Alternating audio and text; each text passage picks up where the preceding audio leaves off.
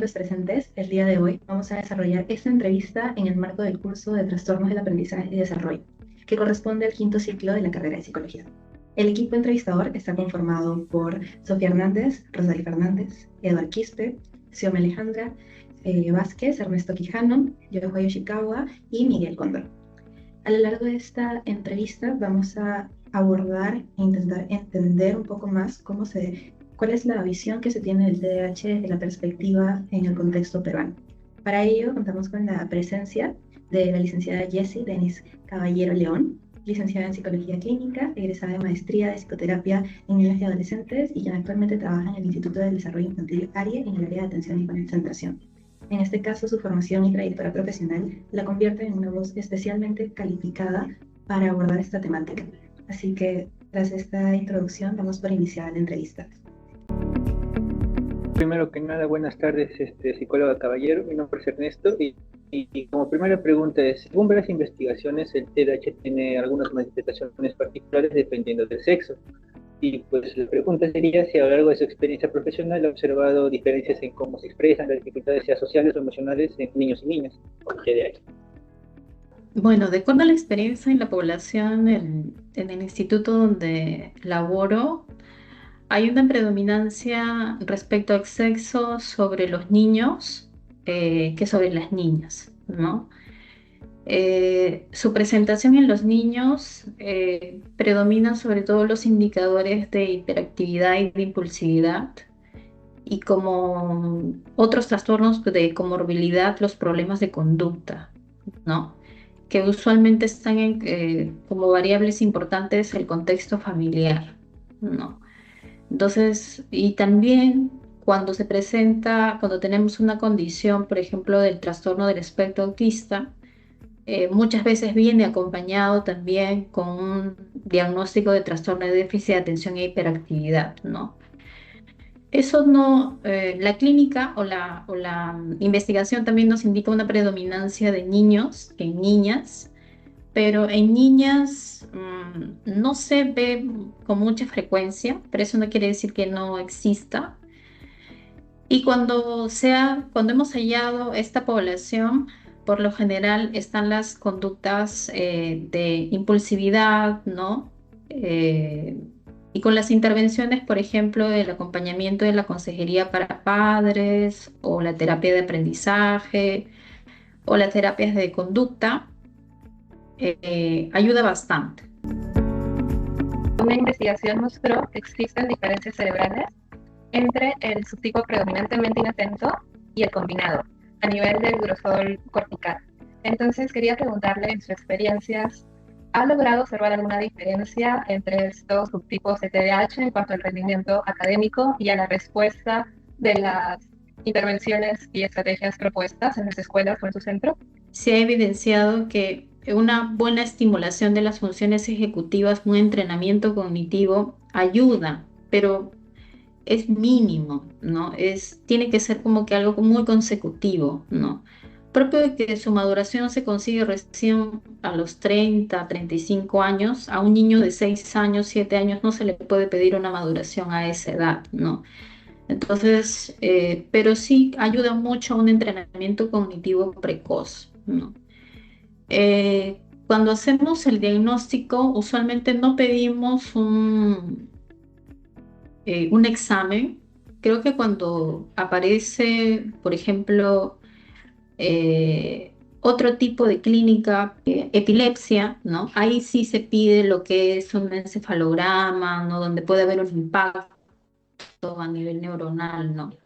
Pero para el diagnóstico en sí, una buena entrevista clínica, más una buena observación y saber los criterios clínicos, como que es suficiente para dar un diagnóstico. Si los apoyos o los ajustes académicos cumplen algunos criterios de las características del niño, así sea combinado, puede tener un mejor rendimiento que un niño que solamente tenga el predominio de uno de ellos, ¿no? Entonces, como que no es tan... Podría decir que hay una predictibilidad, pero no es tan segura. hay investigaciones que reportan que los niños con un probable TDAH tienen una probabilidad notablemente mayor de estar por debajo del nivel esperado, tanto en lo que es lectura como matemáticas, y de requerir apoyo educativo especializado. En el contexto de lo que son las instituciones peruanas, ¿cómo considera o cómo ha visto que se organiza el soporte académico para estos estudiantes y qué tan accesible o limitado es ese apoyo dentro del sistema escolar peruano?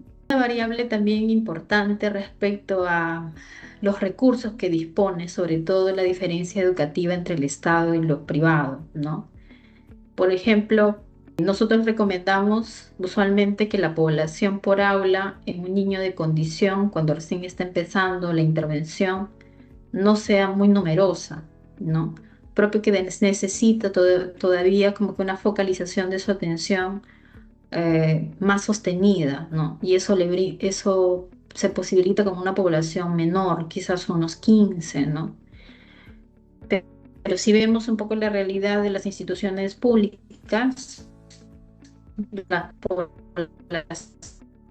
de más o menos ¿no? Entonces ya hay algunos criterios que no posibilitan que las condiciones se den, ¿no? No solamente los psicólogos han entrado a las aulas, ¿no? Sino también han entrado los terapeutas de aprendizaje, han entrado los terapeutas de lenguaje, ocupacional, física, los neuros, los psiquiatras, ¿no? Entonces ha sido un conjunto de especialidades médicas que antes eran como que este espacio educativo, ¿no? No te pertenece, la clínica es una cosa muy diferente y la parte educativa es una cosa muy diferente, ¿no? Pero ahora como que se han conjugado y como que ha dado posibilidad para poder intercambiar, ¿no? Un estudio el cual, acorde a lo que usted dice, plantea las funciones ejecutivas como indispensables en el desempeño académico de niños con TDAH.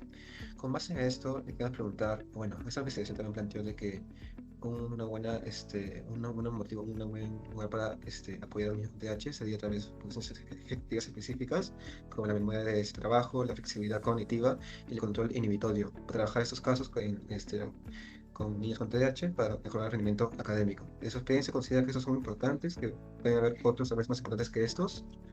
Pero lo que se llama, y la clínica también nos dice como comorbilidad, puede aparecer un trastorno de la ansiedad, puede aparecer problemas emocionales o conductuales, pero lo que hemos visto cuando ya llegan a la adolescencia son problemas de toma de decisiones, ¿no?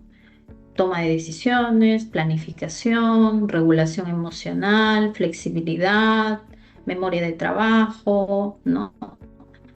Y esas son como funciones ejecutivas, ¿no? Incluso hay una categorización de funciones ejecutivas frías y calientes, porque hay unas que son más cognitivas y otras que son más emocionales, ¿no? Entonces, el entrenamiento de estas funciones ejecutivas no es tanto en un espacio terapéutico, es más en un espacio de la vida diaria, porque la toma de decisiones es en cualquier momento, ¿no? Entonces, hay actividades muy específicas que son, como las llamaban las frías, que se pueden trabajar a nivel terapéutico, ¿no? Así como la prueba de EFEN de senderos o de colores, ¿no? Que puedo hacer extraer de ahí una actividad, ¿no?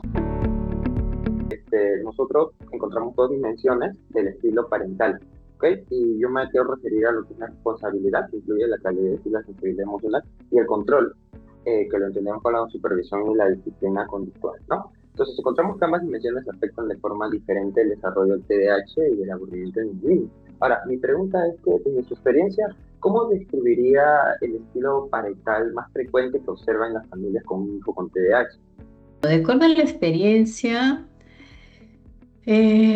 los estilos son que he visto más son los agresivos, ¿no? Padres que muy fatigados, muy ansiosos, con un desgaste emocional ya de no saber cómo controlar la parte conductual. Y el otro extremo es los padres ya poco presentes, ¿no? Poco inmiscuidos, ¿no? La mayor población, al menos en la institución donde laboro, vienen, bueno, las mamás, ¿no? Y el espacio que se les da a ellas son el espacio de consejería. son las mamás con las que acuden en su mayoría para la consejería, ¿no? Y es en ellas donde recae pues la mayor crianza del niño, ¿no? Según investigaciones sobre la efectividad de las intervenciones multimodales en los niños con TDAH, se señala que la medicación por sí sola no mejora aspectos en el clima familiar, las relaciones sociales ni el rendimiento en matemáticas de niños con TDAH, por lo que es necesaria la intervención psicosocial. Sin embargo, en muchos contextos escolares públicos en el Perú, el diagnóstico y el tratamiento farmacológico suelen ser la respuesta predominante. Es aquí donde surge la pregunta de cómo enfrentaría usted desde su rol como psicóloga la presión de familias y docentes que consideran que la medicación es suficiente. Los papás llegan con, sobre todo, una expectativa de darle primero la entrada a la parte terapéutica, ¿no? Solamente en la meditación la he escuchado, sobre todo en la docencia, ¿no?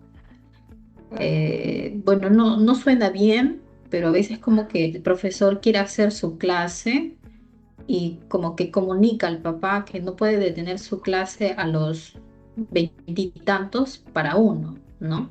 Así que deseo que te quedes en tu asiento y para ello lo inmediato, de acuerdo al enfoque de algunos docentes o de los que he escuchado, es la medicación, ¿no? Entonces, hay un sesgo ahí, pues, ¿no? Primero que la intervención tiene que ser de diferentes factores, familia, la parte terapéutica, la parte de la relación con el terapeuta, la parte del enfoque médico también. Entonces, solamente con la medicación, creo que he visto casos muy escasos. Incluso un caso donde 3 añitos, un diagnóstico de TDAH que sí entró con medicación, con gotas, pero eso era cuando ya había conductas de agresión hacia sí mismo, pues, ¿no? Muy puntual, una cantidad muy mínima donde solamente se accede solo a la medicación y donde solamente se cree la planta médica que eso va a ser una solución al problema a largo plazo para el paciente, ¿no? Por general es un trabajo multidisciplinario, ¿no? Yo, al revisar algunos artículos, he visto que, aunque la evidencia científica respalda diversas intervenciones escolares para el TDAH, su implementación puede verse limitada por los factores institucionales o económicas. ¿Qué estrategias considera más viables y realistas para aplicar en escuelas con recursos limitados? Primero que la implementación de los centros de salud mental comunitarios han sido un avance, desde mi experiencia para esta población en particular, ¿no? Sobre todo en un estrato social económico bajo, porque centros particulares, estas familias muchas veces no podían acceder y las instituciones públicas, las citas, porque también a veces tenemos pacientes del Hospital del Niño o pacientes de hospitales grandes, las citas eran muy espaciadas. Vimos una diferencia cuando aparecieron estos centros comunitarios, ¿no? Entonces hay algunas terapias que las llevan con nosotros, que nosotros sobre todo hacemos también recategorizaciones, pero de acuerdo al número de terapias. Si el paciente lleva quizás de 3 a 4 terapias a más, hay una recategorización menor o una tarifa menor, pero a veces hay pues, familias que no pueden acceder. Pero cuando vimos la apertura de estos centros, sé que no son lo suficientes, pero vimos como que los padres fueron migrando, ¿no? Quizás llevaron 2 terapias en esos centros comunitarios, una terapia en nuestro centro, ¿no? Y lo que nos ayuda también es que podemos tener comunicación a través de informes integrales o informes evolutivos, ¿no? O a veces comunicaciones entre instituciones, ¿no? A veces ellos vienen hacia nosotros para hacer una sensibilización o nosotros vamos hacia ellos también para hacer una sensibilización, ¿no?